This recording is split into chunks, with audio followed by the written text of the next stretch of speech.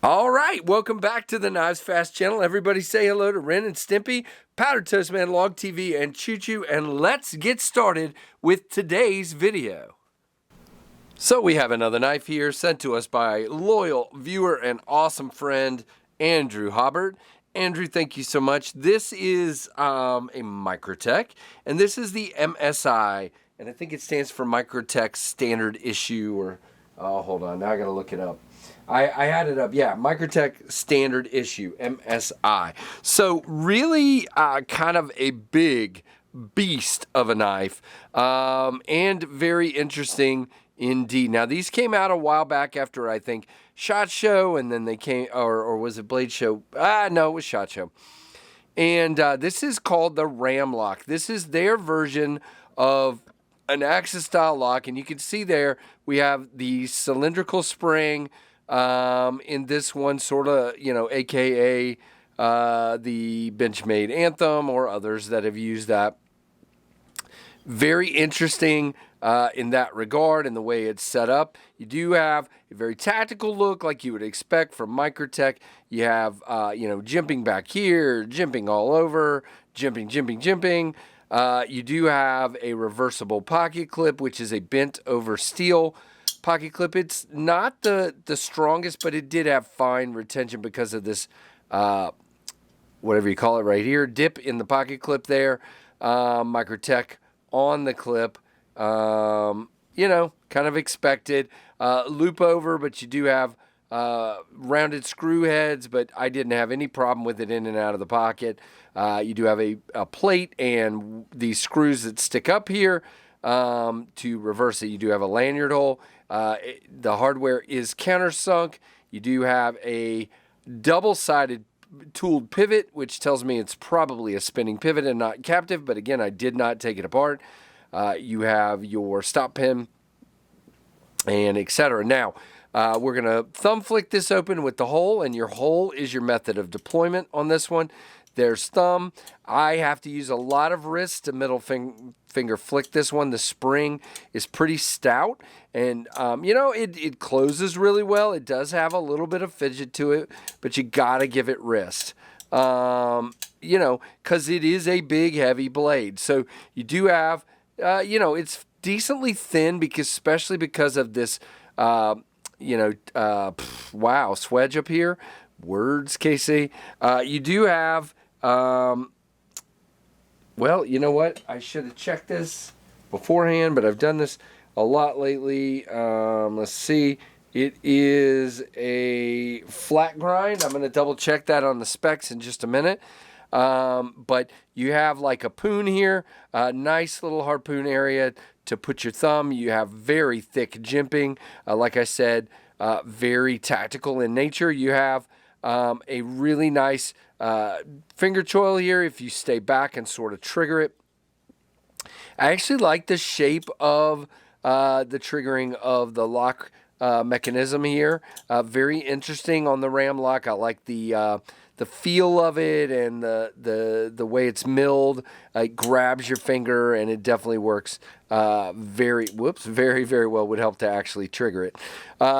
Bigger handle, as you can see, even way back here, there's still room left over. If you choke up, you got a lot of room left over. This, to me, is my favorite grip on this particular one because, again, you have to kind of be back here to stay off of that edge. Plenty of edge relief for sharpening, and really cool sheep's footy looking blade. As far as billboarding, you got the Microtech logo, and that's it. And nope, we have M390 MK right here, which is their version of M390. We'll talk more about that in a minute. Before you comment, something about edge retention and HRC. Just hold on, I'm getting there, okay? Because you're going to comment. I know you are. And that's fine. So we'll talk about that in just a minute. Now, lockup-wise, nice. No up and down, no side to side. Is it centered? Yep. And it goes all the way out to the end. You do have a titanium backspacer. Very, very cool. Now, Andrew says he paid about $250 for this. Now, I thought I saw them go up a little bit when they were out of stock everywhere. And by the way, it does have, I should mention, liners, partial liners where the lock is and tied into the back spacer, but not all the way back. They are short liners, and the rest is just G10 holding the weight of the knife, which is fine in my regard. Let's put that here, and we will pull out the phone and talk about specs. Now, these are not available anywhere I could find, sorry. And it doesn't list the price, which tells me maybe the price might be changing or something. There was a black version of this, an OD green version of this. Was there a black one too? Carbon fiber, apparently, and black G10. Yeah, so tan, OD green, carbon fiber, and black G10 are the versions that have apparently been out.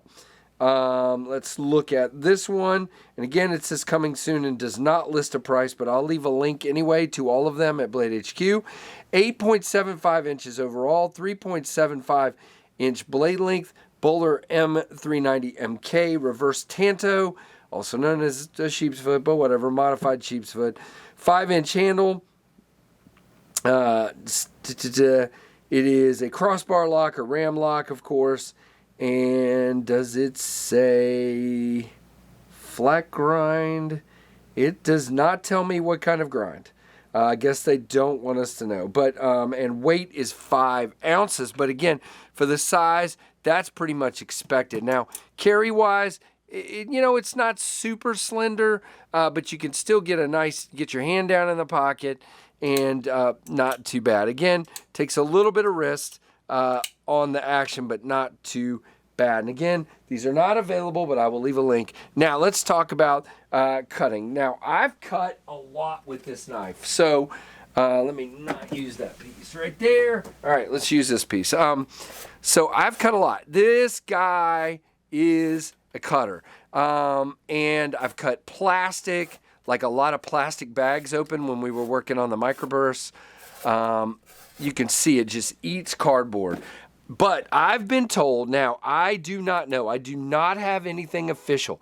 And some of you are saying in my comments like this is an official thing, but I've been told that Microtech ran the M390 a little low, like down, I don't even know, like in the low 60s or even, something lower than that. I am not sure. And what I've been told by people, it's so the blade had a little more shine to it. I don't know. This is a loaner, but it is still very sharp. Andrew has used it a little bit. I've now used it. It has not been sharpened. This is the factory edge. It's still sharp, but people are acting like it is very low and the edge retention is going to be very bad, and that was a choice they made to get more shine out of the blade. Tony made, apparently, but I don't know. Everybody wants me to say that emphatically. I'm not, because I don't know it emphatically. If it was run soft, then you need to take that into account in whether you want to buy the knife or not. That's all I would say. It's up to each person if that's okay with them, if they're okay with sharpening it more often, if that is indeed the case. So there you go, guys. Let me know what you think. Let me know what you think about the HRC deal. Again, made in the USA, so a plus in that direction in North Carolina. Very, very cool. So, guys, please give me a thumbs up, a comment down below, all the things, like, comment, subscribe, and hit that notification bell. And, guys, I'm so thankful for each of you, and I appreciate you watching the Knives Fast channel.